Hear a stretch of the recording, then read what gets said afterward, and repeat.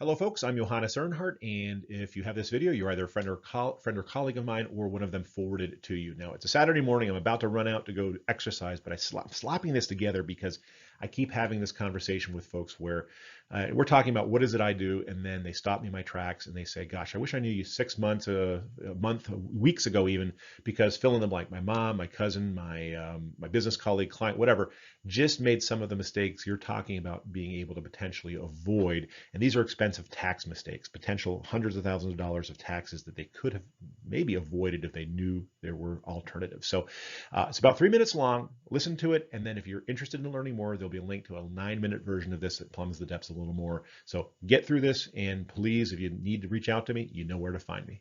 Thanks. This will apply to folks who have highly appreciated investment real estate, and all that means is that whatever they paid for it years ago, it's worth a lot more today if they sold it.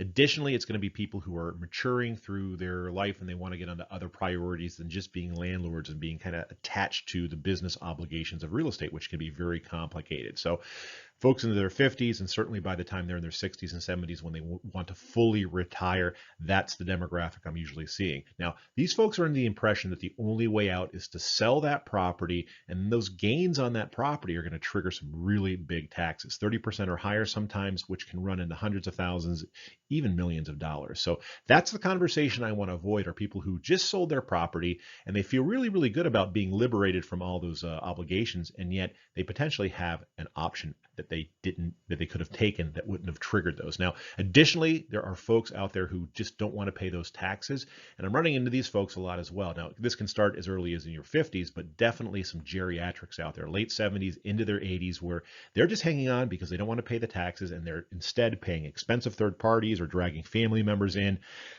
A lot of life compromises here because they're not getting on with things that they'd really rather do, and that just kind of holds them bound to the property, all for estate tax planning purposes. So we have a third perspective alternative here. Now, what my firm specializes in is a transaction for those who are qualified to do it, is that they can sell their property, and if they do it correctly and invest in what's called passive investment real estate, they can defer all taxes on that sale. Now, that's what we specialize in. The passive property is going to be professionally managed, so it frees people of all of the ownership obligations because it's going to be taken care of in the background while they get on with their lives, and they can do so without having to pay the IRS a huge fee just for that freedom.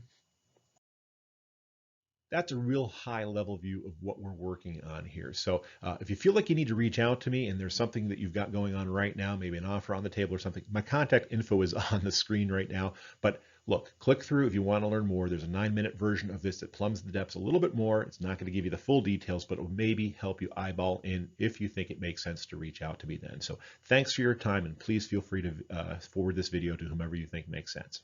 Thanks.